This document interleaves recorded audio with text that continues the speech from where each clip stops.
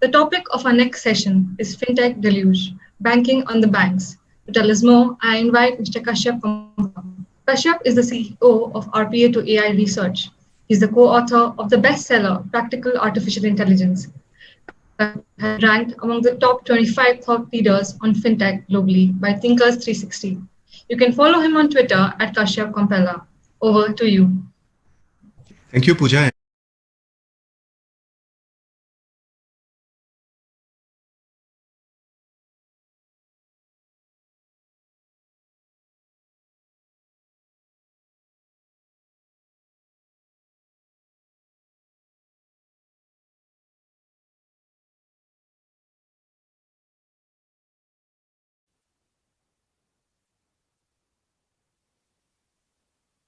Thank you, Pooja, and I welcome all the audience and the panelists to this session, very exciting session, Fintech Banking and Fintech Deluge.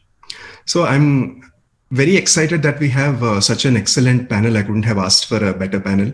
So there is a banker, an entrepreneur, and an investor. So I'm tempted to make a banker, entrepreneur, and investor walk into a Zoom bar kind of a joke, but we'll see. So we're fortunate to have Ajay Kaushal, who is the co-founder and director at BillDesk. As most of you will know, or maybe all of you will know, BillDesk is India's largest electronic payment platform.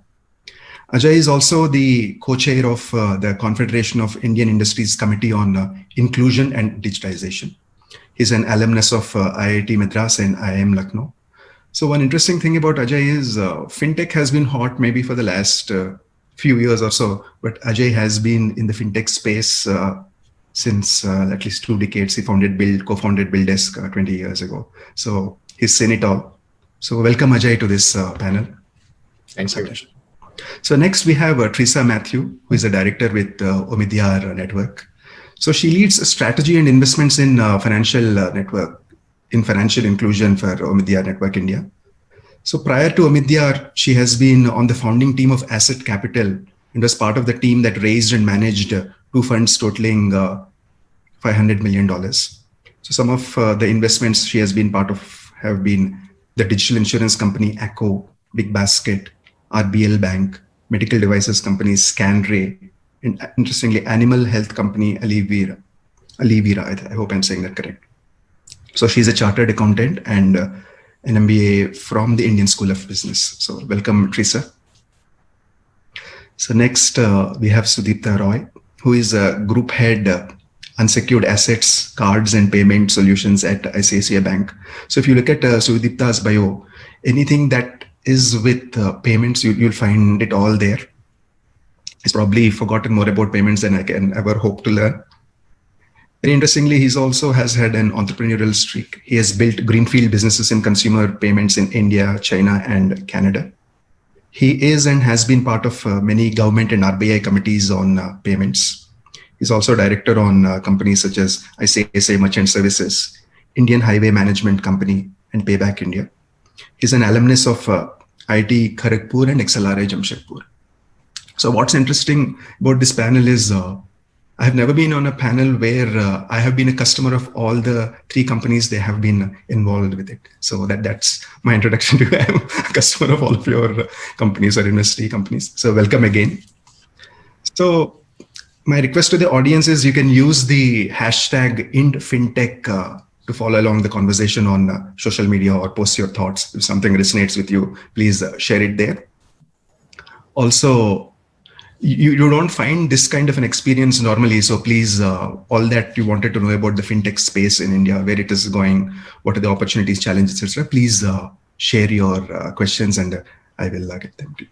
So I don't want to stand between you and this panel. So what I'm going to do is I'm going to invite our very excellent speakers to share their opening remarks. Please take 2 to 3 minutes and tell us about what excites you about fintech in India, where you see the opportunities, what are the challenges, and also how do you see the dynamic between banking and fintech. So we'll go with Sudipta, Ajay, and Teresa in that order. So Sudipta. Thanks, Kashyap, for the introduction, and I would like to thank CFA Society for inviting me to take part in this exciting panel discussion on a topic which is very close.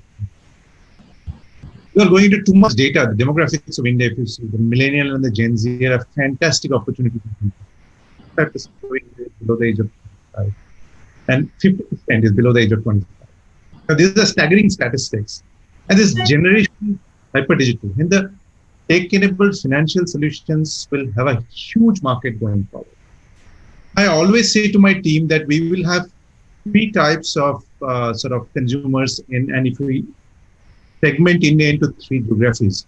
I always say that India is markets. India is first what we call India, which is basically the metros and the mini metros and the big towns.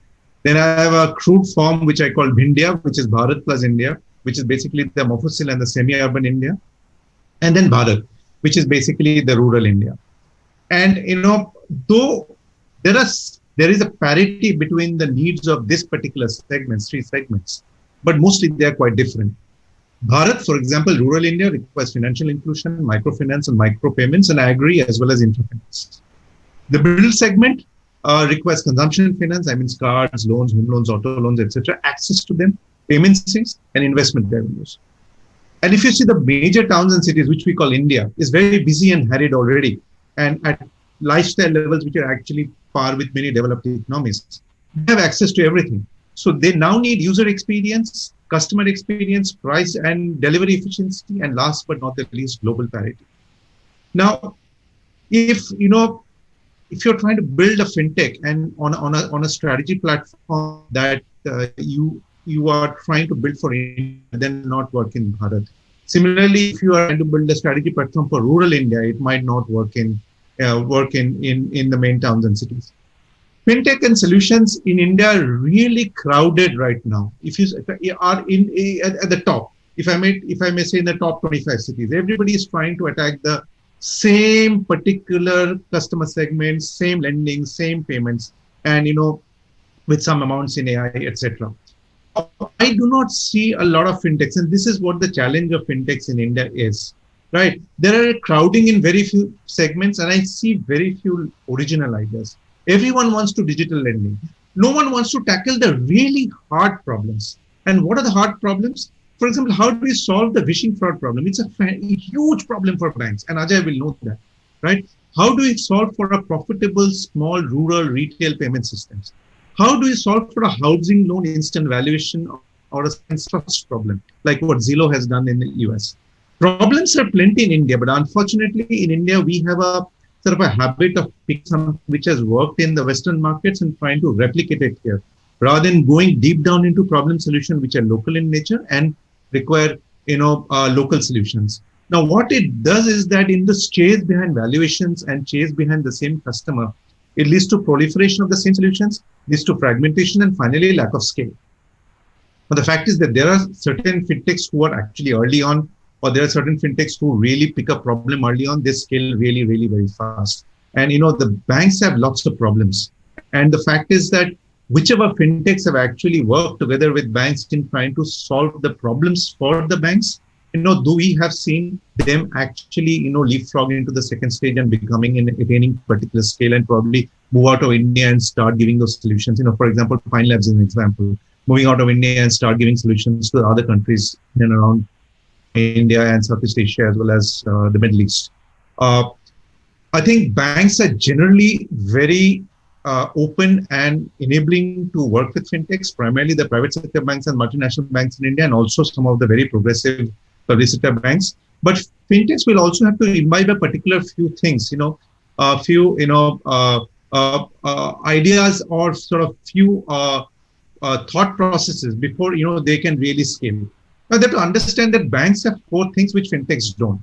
Banks have trust, banks have scale, banks have access to capital, and banks have experience. This is something that fintechs normally do not have. However, what do fintechs have that banks do not have? Fintechs have tech agility, fintechs have user experience design, they're really great about it, and they are loosely or lightly regulated. They operate on the boundary of regulation. So if I look at this sort of strengths, they are complementary strengths. The strengths which banks don't have, fintechs don't have. The strengths which fintechs have, banks don't have.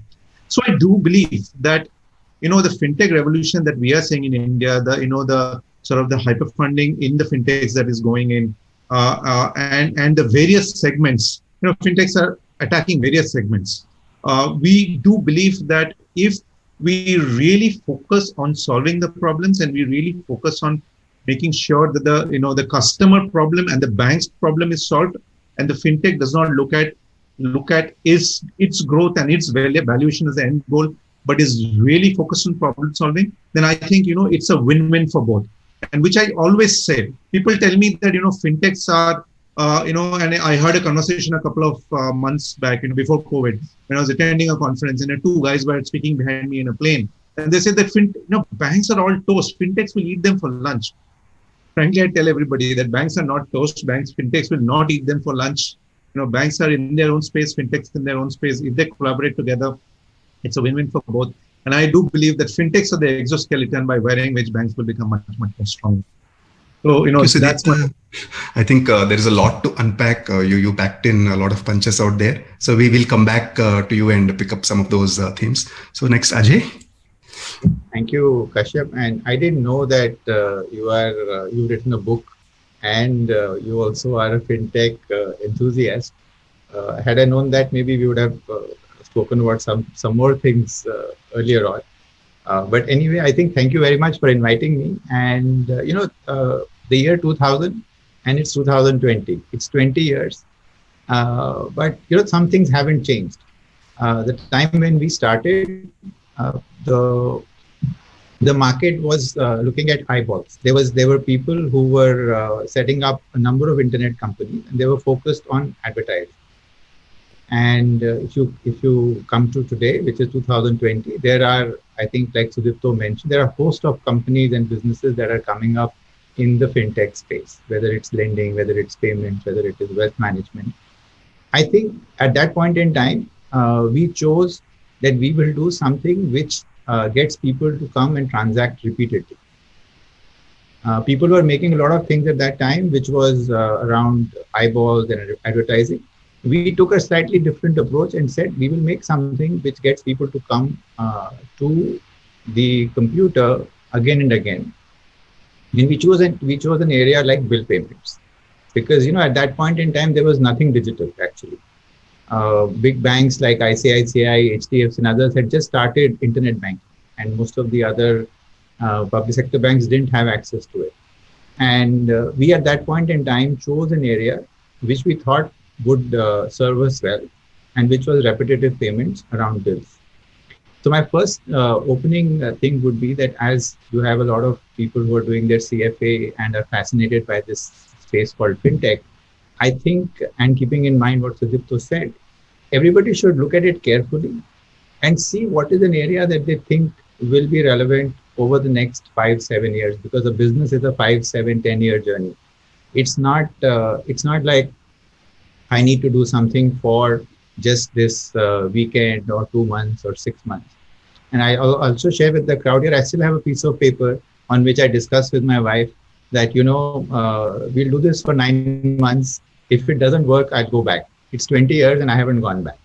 So I think my input to all the people who are watching, I think the first thing is identify an area where you think there is a lifespan and there is work to do. In fintech per se, I think there is a humongous amount of things to be done and businesses to be built. I think people get a little carried away by saying that they need to build a proposition that is customer facing. People want to say that they want to be a lender, or they want to build an insurance company, or they want to build a wealth management company. I think, is there a need for it? Maybe there is a need for it. But I think if people created products which all these people can use, because the technology in financial services is, I think, one of the oldest, and there is a lot of work to be done. And instead of saying that I want to be a fintech, which is a tech company wanting to do financial services, I think if you just enable tech for financial services, there is a humongous amount of work that can be done and businesses that can be built. And people can look up, there's a company called Plaid, which Visa bought for $5 billion, and they're just doing the plumbing for payments. Similarly, I think there'll be businesses which can do plumbing for different things in financial services. It could be for insurance, it could be for mutual funds, it could be for payments, it could be for banking. So I think there is a huge amount of opportunity. And I think the other thing which is working for fintech is the changing regulation. It's going to keep changing. I would think markets will make things open. Earlier on, all these products which banks or insurance companies offer have grown over time. But I think over the next few years, people will be able to create different offerings and move on. So as people look at this area, I think there's a huge opportunity, but do identify a space for yourself.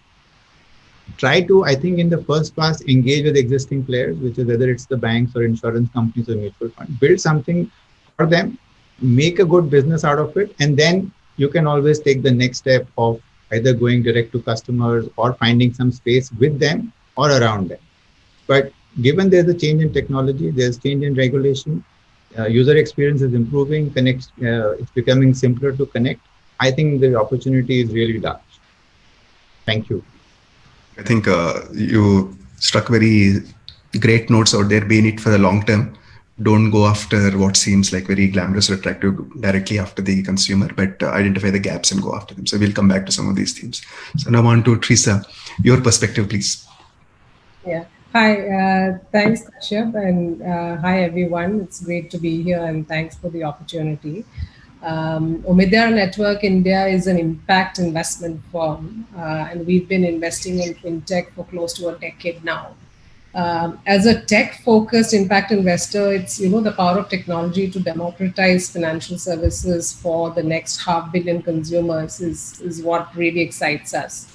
And we see opportunities across the board. Our portfolio has 13 fintech companies across lending, savings, insurance, as well as neobanks.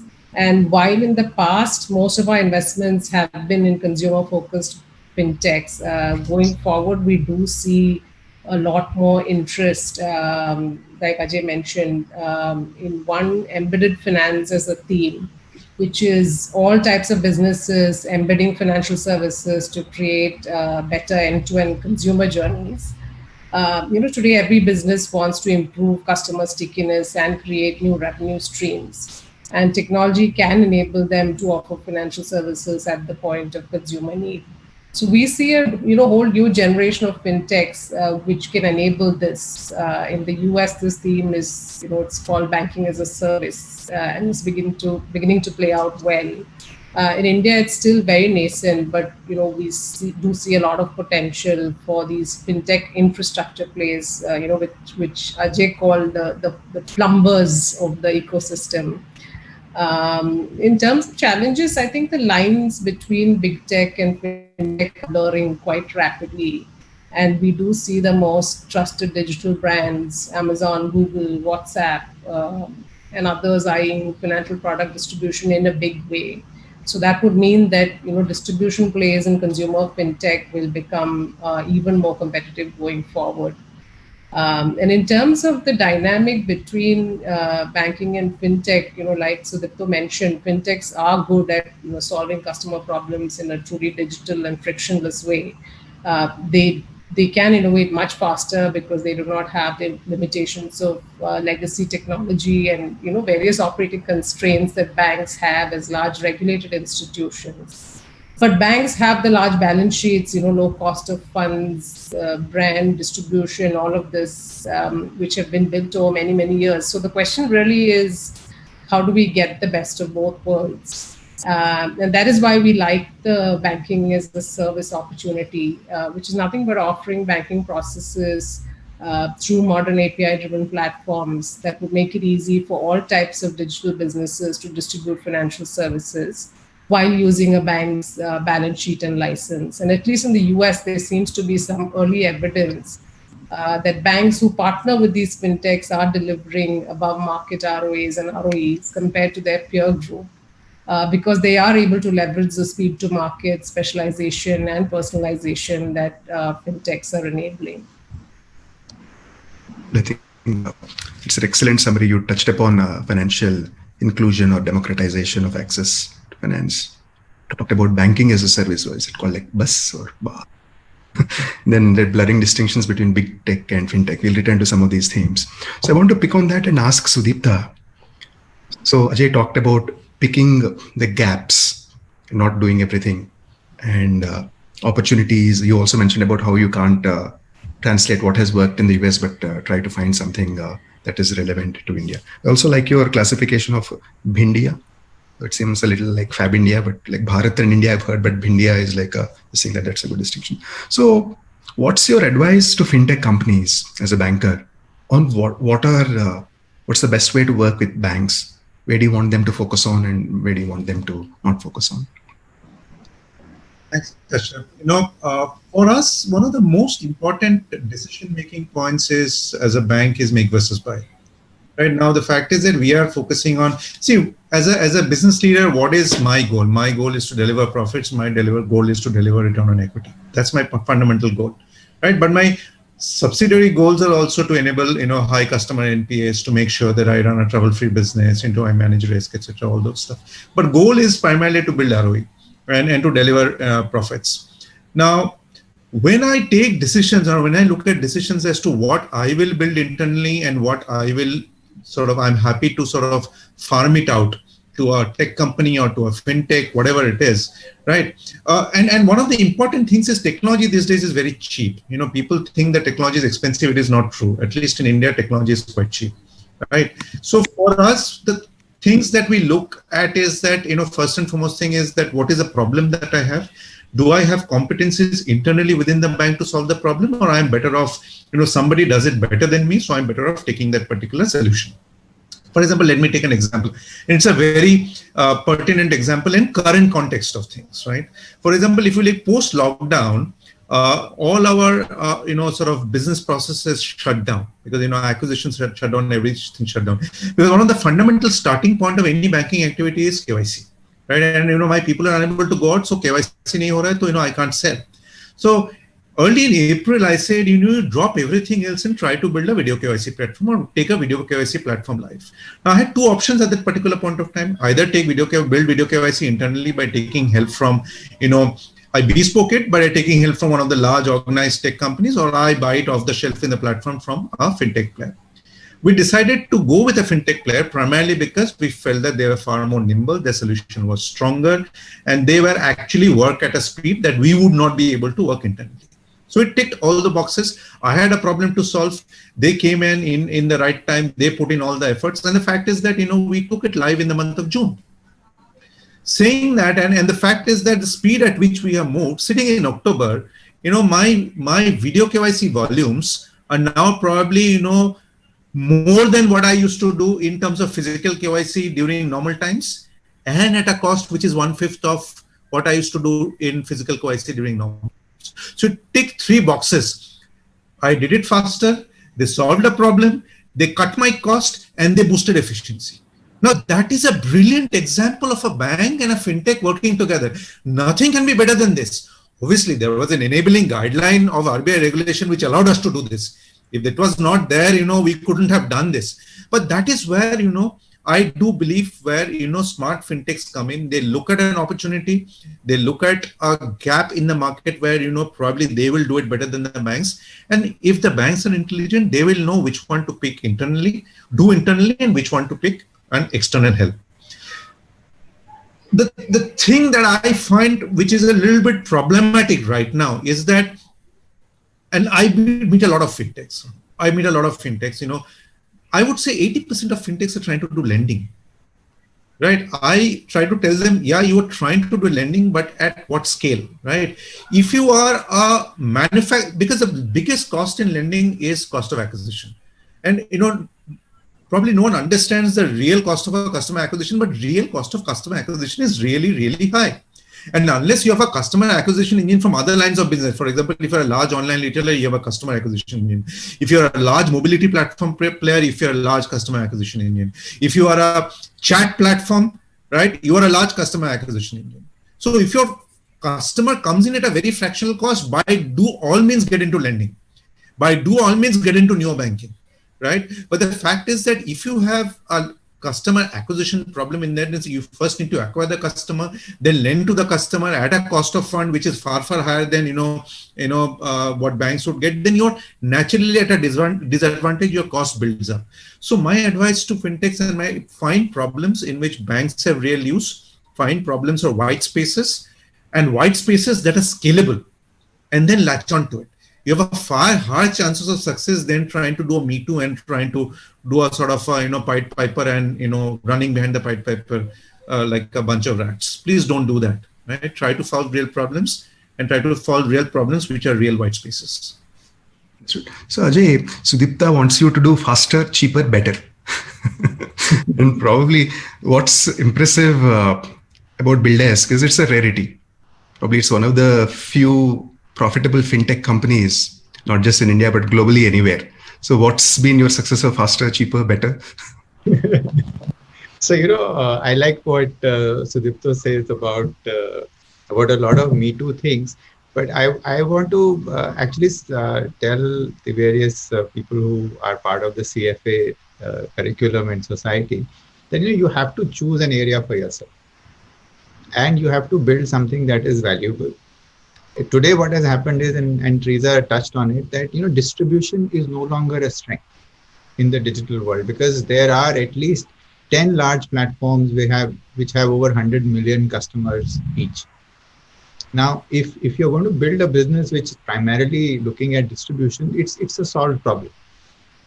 And you have enough people sitting with 50 to 100 million kind of number of customers who can, for them, everything is becoming a service. And therefore, I think the opportunity in technology or in financial services is around making sure that you can deliver something to the existing set of people and deliver it better. Because, we work with a number of banks, insurance companies, mutual funds, lenders. They can all do with, like I think Sudipto mentioned, something which is better, cheaper, and faster. And then they can scale it. And therefore, I think instead of looking at just putting a layer on top, it's better to create something which can be then replicated across different financial market or financial services players. Coming to BuildAsk, we started long ago, and we took payments as a space for ourselves. And the second thing that we did was we decided not to compete with our partners. In today's day and age, you will find most businesses start B2B, and then they want to create their own product. You can start from Amazon downwards. First, you start selling somebody else's things, and then you obviously end up making more of your own things. Even if you go to a shopper stop, they will do something similar. So I think it is good to do these things, but I think if you can find your own space and not need to compete with your own partners, I think it's a good space to be in. And one of our mantras has been to build these partnerships and keep figuring out how could one create revenue opportunities in those partnerships. And another thing that we tried was that we should not want to move revenue from an existing set of players to ourselves. To the extent possible, try to create new revenue lines and create new revenue lines for people in the chain also. So that's what helped us, which is identifying new transaction types which were earlier not available. B, making sure that everybody in the chain earned, rather than create a model where you think that you are the only person who will earn and everybody else is going to pay you for it. But I think if you can find a model where everybody earns and benefits, it helps create an ecosystem. Because I think it's important to have an ecosystem where everybody like mil bant ke kha rahe hain to acha hai, rather than ek hi aadmi kha raha hai. It doesn't last too long. So that's been our line of thinking, that A, have a product or have an area which is large enough. B, have partnerships with your clients in a way that you don't end up competing with them. And they have, today everybody knows that the other person can become a competitor very soon. You might start with distribution, but finally you can also originate. You can start manufacturing loans and all those things. So I think if you have that philosophy clear, it helps. And it helps also communicate down the team. And lastly, create something which everybody in the chain can benefit from. So these are the three things that I would say: a large enough space, a partnership with your clients, which is long-term and meaningful, and then a model which works for the chain per se also. live and let live types. Yeah. So, that's, I mean, I think quite a nice philosophy. So I want to switch gears slightly and ask Teresa. So when I hear about fintech, and one of the first promises of fintech has been that there is a lot of scope to go to the underserved marketplaces. You use the word democratize and increase financial inclusion. So how much progress have we made? Where are we on that journey? What needs to be done more? Can you talk about that, please? Yeah, sure. So a decade back, the problem statement was that a large part of our population did not have access to a bank account. Now, today that's solved for nearly every household has a bank account. But a significant majority still borrows from informal sources, saves in informal instruments like chit funds, does not buy insurance for protection or pensions for retirement. So in that sense, a large majority of the population is still underserved by the formal financial system. Now, the problem statement has, of course, shifted from how do we improve access to how do we improve usage and experience. And it is true that a lot of fintech innovation has so far mostly benefited the top 100 million consumers, and we would love to see that change. So still some work to be done. I think that's a good perspective. So we're getting some excellent questions from the audience. So please keep sending your questions. So this is something that Sudipta also mentioned, and maybe Ajay also can talk, and you have a this is from Varun, who asks, what would drive banks or fintech from India to be a truly global player? So can we build the Zillow's, not just translate there, but I think you talked about Pine Labs, Sudipta. Yeah. So one of the things which is very unique about India is that it's very difficult to make money in India, because India, the organizations really juice out the last buy from live and let live. So, and I have a lot of people in the fintech community who tells me that Middle East is far more profitable, Southeast Asia far more profitable, India is not profitable at all. But the fact is that if you build a really good working model in India, India, you test three things. In India, you test asymmetric risk. Why I call asymmetric risk? In the sense that India, there is a framework of risk, which is, as I call the India framework of risk, which is very well developed. But the India and in Bharat framework of risk is not well developed, right? So 2/3 of the country's risk framework is not developed. So you have actually an asymmetric risk framework. If you're able to solve for that, then you have huge potential, which is in the lesser developed geographies of the world. For example, Africa, for example, a model in India, if well perfected, is beautifully translated into many countries in Africa, right?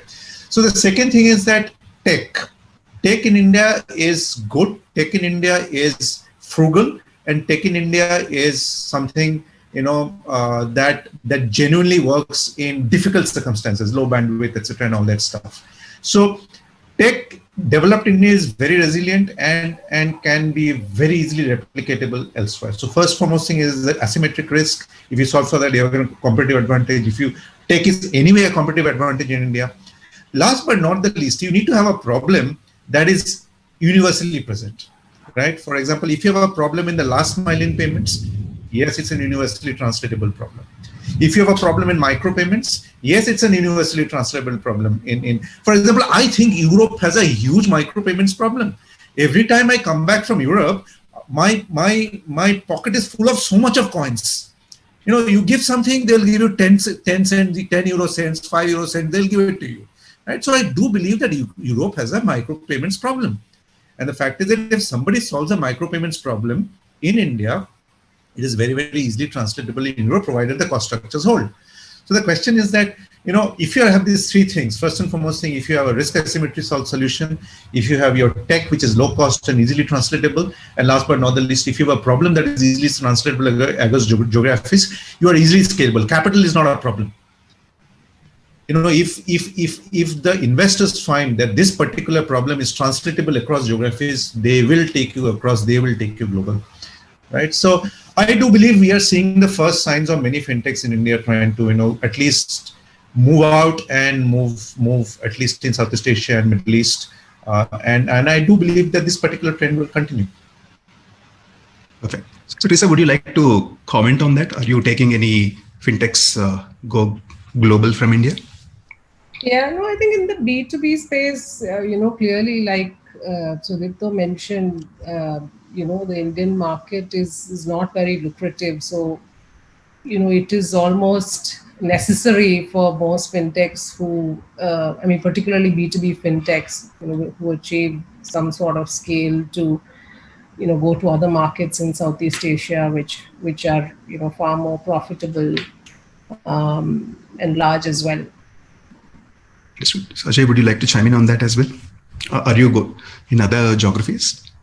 So we are not there, and I want to also mention why and what's the constraint or what's the reason for it. So there is an advantage being in India, and there is a big disadvantage. The advantage is the market is large. The disadvantage is the market is large and it doesn't pay. And what happens is when you start something here, you keep thinking that it's selling and your volumes are increasing, everything is happening.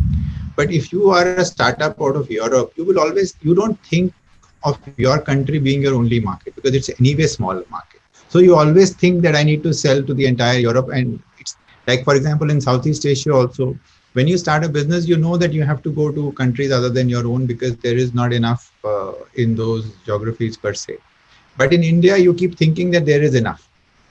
And you soon realize that it's not sufficient beyond a particular stage. So I think the need is definitely there for businesses to go out, but there aren't many businesses from India which are able to go out actually. And that is the point which I think Sudipto mentioned. See, we are a perpetual reduced cost country, and your cost is somebody's revenue. So my problem is that if everybody in the country is looking at reducing costs, then we are not going too far because we are only going to reduce revenue over a period of time. And therefore, I think unless and until we change this mindset that, if there is a business, that business has to make money. And if you have to make money, people have to pay for it. You can't be getting everything without paying for it. And payments is a fantastic example today that it's almost free in this country. So I really wonder, and you just look at it, that all these large businesses like a Visa, MasterCard, PayPal, they have created over $1 trillion in value. $1 trillion. We in India will not be able to create anything because you can't charge.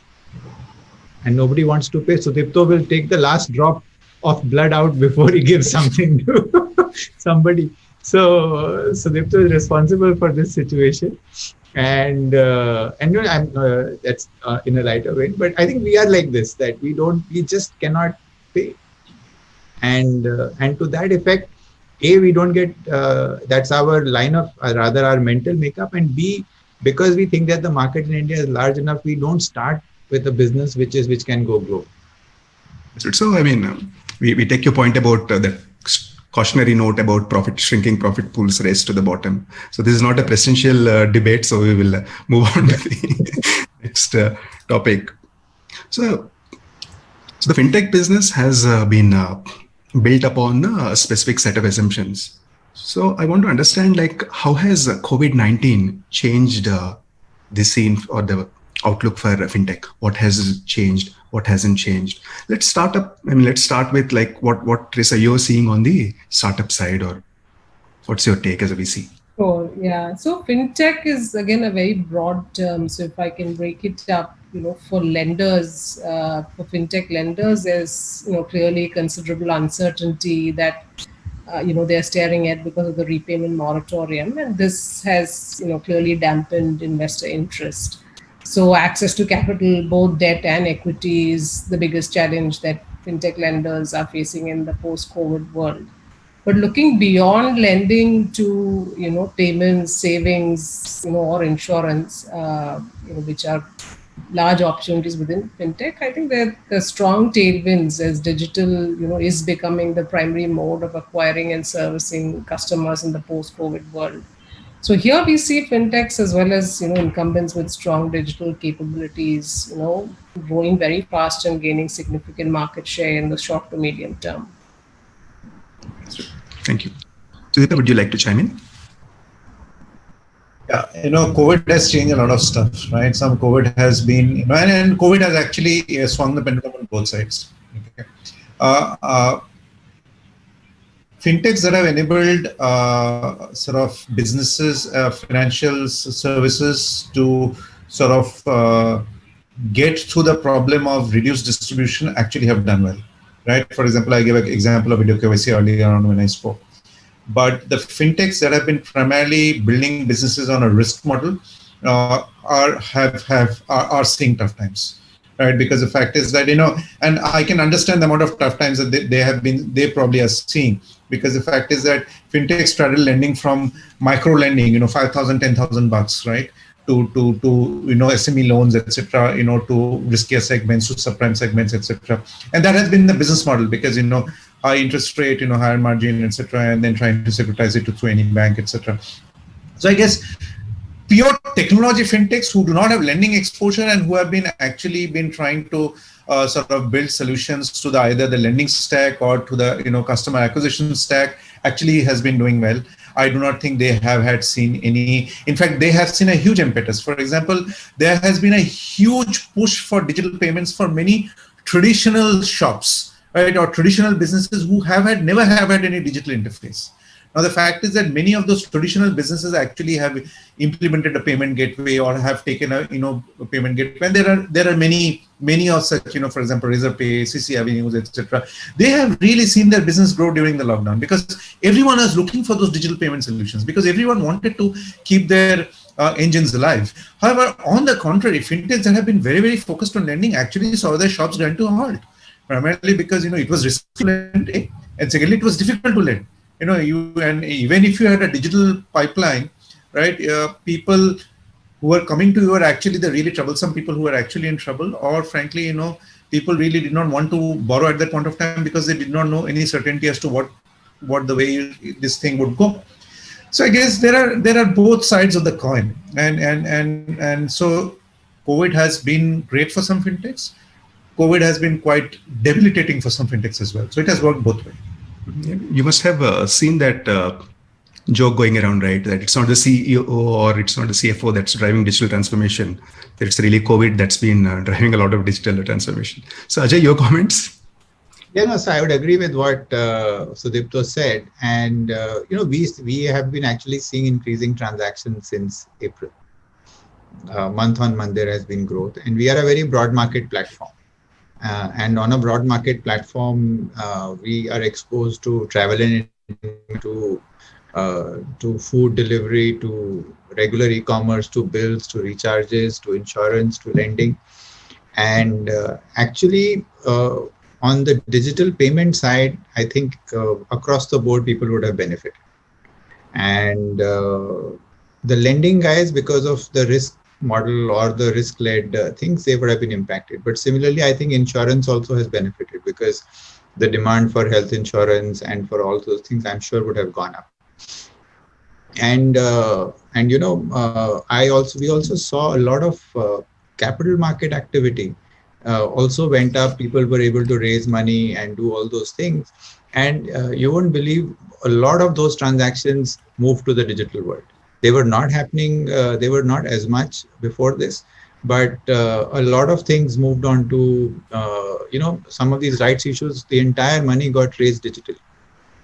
So because nobody went and deposited checks and those things. So I think per se, COVID, like you said, it's been one of the biggest transformers to digital. There was a time around demonetization when digital got a fillip.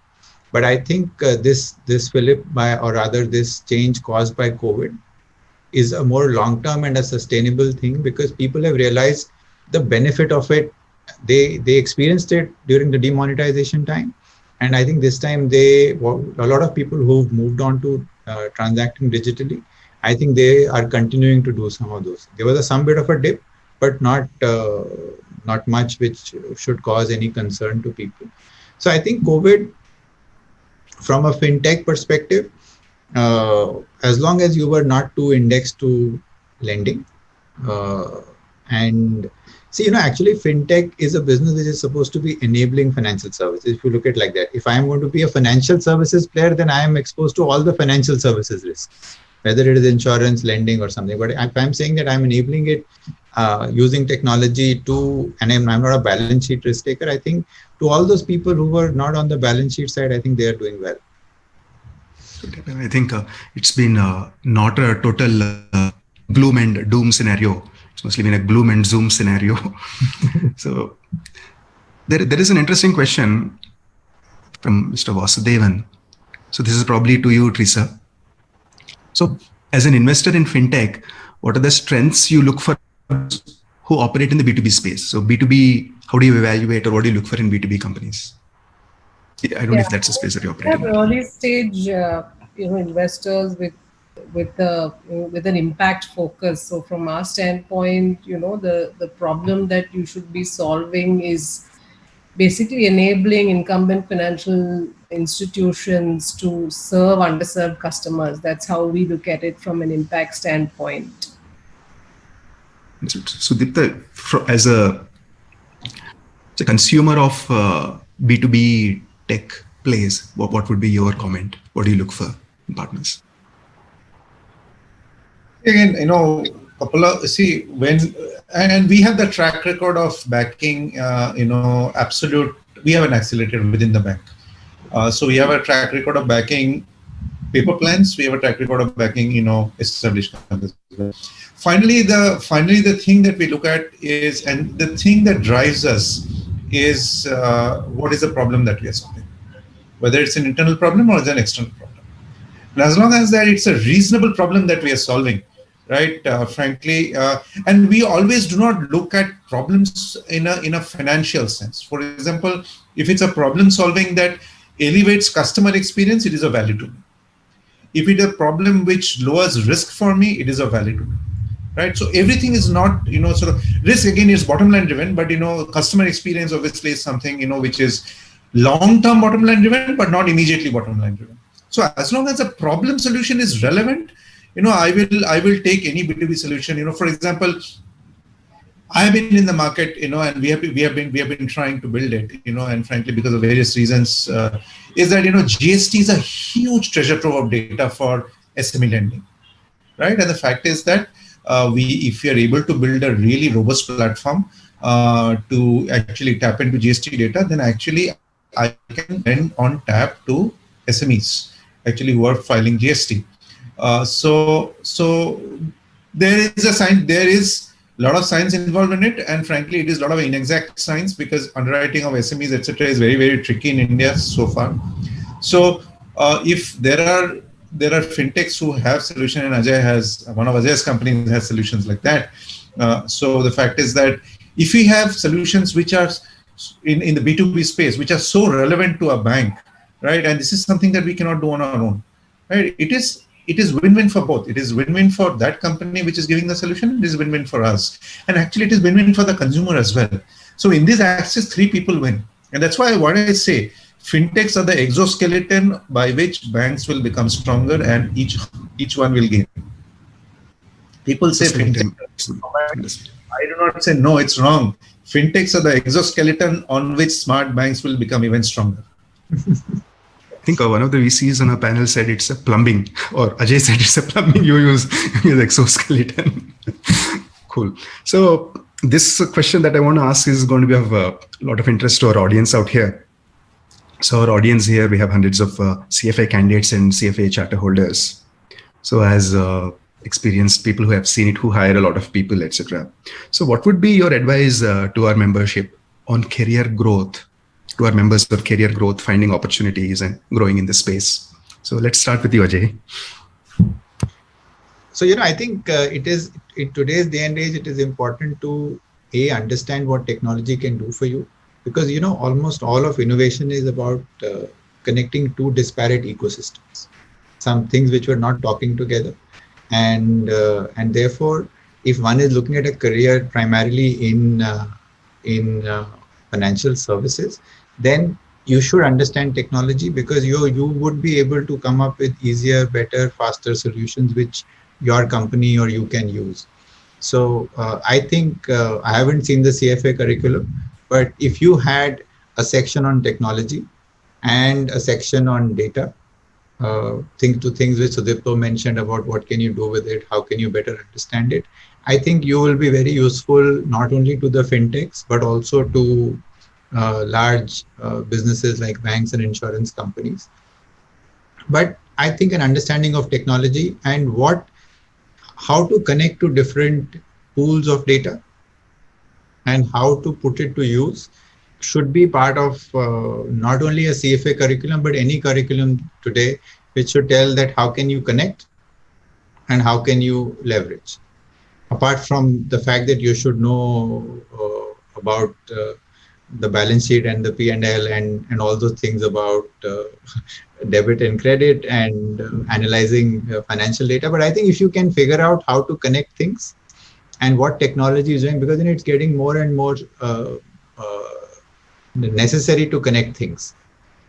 So I would think that whether it's the CFA crowd or anybody else, you should appreciate, because see, technology is doing very, very smart things and great things. So you should want to be part of that ecosystem and use it for your area of specialization, whether it is financial analysis or underwriting insurance or underwriting loans, whatever be that area.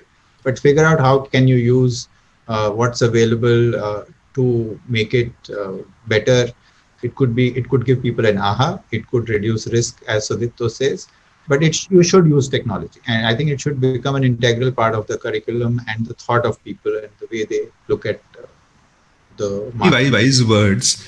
And just, I think I see across industries and across different professional bodies, etc. And the CFA Institute, to its credit, they really update the curriculum, and it's really one of the sort of very responsive to what the industry stakeholders want and very up to date on the latest technology and impacts, etc. So, Teresa? Yeah, I think how can you get a job with Omidyar? Well, I think in my generation, as well as the people on this panel, many of us have had long and rich careers in a single organization. When I graduated from business school almost 15 years ago, fintechs and startups and all were not a career option at all. But in today's environment, if I can borrow the famous words of Sheryl Sandberg, who said that one should think of careers today more like jungle gyms than ladders. And, sometimes you move up, sometimes you move laterally. And the potential for growth is, really what matters the most while making career choices. So that would be my advice as well. Understood. So be agile. Like you spoke like a parent, like children jungle gym players. Easy to remember. Sudipta? See, this is advice I give to everybody. And obviously everyone works for success, right? There is no shortcut to success. So two things, especially, and maybe three things, if you are, trying to build a career in this space. The first thing is that get your hands dirty. So I tell everybody, unless you get your hands dirty, you will never understand the nuances of the business and you will never be a success, right? So the fact is that even if you're a finance person, right, please go and meet customers. Please try to understand the business side, right? And I decide, trust less in Excel sheets. Excel sheets invariably will go wrong in any startup. Invariably, I can tell you with 200% confidence that all Excel sheets, all business models will go wrong at some point in time, right? You will have to make twists and turns. So 2 things or 3 things that will hold you in good state. First is your understanding of the customer, how dirty you are getting your hands, especially in immersing yourself in the problem, and how focused are you on solving the problem. If you do these 3 things, everything else will fall in place, right? Understand the customer, understand the problem, and get your hands dirty. Basics and first principles. I like this emphasis. Even in your make versus buy, you had the emphasis on first principles. I like this approach. I think we're almost out of time. So I want to give one quick closing chance for closing remarks. So based on, we touched on different topics. So something that is relevant to the topic that we haven't been able to cover. So if you want to close out with a quick, maybe 30 seconds to 1 minute Please, Ajay, we'll start with you. Yeah, so thanks, and I think it's been an interesting conversation. My suggestions to all the people who are part of this whole group is, there is a huge opportunity, and I think it's almost like a generational shift that's going to happen in fintech. Anybody who understands the business, like Sudipto says, you understand what customers need, and you understand technology, I think you will be able to build great products, and I think you'll be able to create successful businesses. If you focus on the plumbing, I think you can make more long-term businesses. So my inputs would be to use technology, create something which is good in financial services. Also think about the plumbing. I think you'll create more long-term business. So, Teresa, your final words of wisdom. Yeah, I mean, more for, what we'd like to see from fintechs. As an impact investor, we also support, research to understand the barriers to digital financial inclusion. And one barrier which frequently comes up is the lack of trust. So that is something which, fintechs need to solve for. And, traditional banks and insurers have earned the trust of customers over long periods of time. And having a strong physical presence has worked to their advantage. So building robust systems for data privacy, security, timely dispute resolution mechanisms for online transactions, etc., will go a long way in building the ecosystem for fintech. And just looking beyond payments and lending, insurance is definitely a large opportunity. And here again, product simplification, transparency, all of that is much needed for digital adoption to accelerate. And finally, in India, we have 3 different regulators, for banking, insurance, and mutual funds, and each has different KYC requirements, which, makes the cost of onboarding a customer very high for fintechs. So greater coordination between fintechs, between regulators, and finally greater collaboration between banks and fintechs is what we think will be needed to democratize financial services for the next 500 million consumers. Thank you, Teresa, for that. Very excellent summary of the issues facing the broad ecosystem. So, Sudipta, finally to you, we've gotten our hands dirty. We built the exoskeleton. So, what next? Join ICICI. Already a customer. Just a question. What next, as an advice to the people who are watching, or what next for the industry as a whole? Yeah, I think, we have to look at, I think fintech is unique in India, because unique is, why I say unique, because India is only one of those few countries which has got a very strong digital financial backbone which has been built, right? If I talk about the entire India stack, development, I do not think any country has thought out that well. Whether be it an advanced country, whether be it US, Japan, UK, Germany, the step-by-step progression of this particular framework has been beautifully thought out. Secondly, if you add to that the wealth of data that is coming in through the GPS networks, the UPI payment framework, and the various digitization initiatives of the government, for example, the e-government marketplace, right? The various, for example, we are talking about National Digital Health Mission. Now, you can imagine if a National Digital Health Mission becomes reality, what will be the transformative effect on the insurance business, and by corollary on insurance-related fintech, right? So I do believe that the digital infrastructure that has already been built in India and the digital infrastructure that is being built in India, I think we are probably one of the best in the world, right? In terms of vision and in terms of execution so far, we have been pretty good. Yes, we have had twists and turns, right? Especially litigation, etc. But the fact is that, inexorably the direction remains forward, right? And under such circumstances, I do believe that next 10 to 15 years will be golden years for fintech in India. Just remember the first principles, and I'm sure we will see a lot of unicorns in fintechs come out of India, and global unicorns. That is my prediction. 15 years, and 15 years back, maybe we can exchange notes and see what we say today is really come true or not. That's a very awesome note to end on. Thank you. It's been an panel. Thank you for your great insights. My apologies to the audience. A lot of excellent questions, but because of paucity of time, we couldn't get to those questions. So we apologize for that.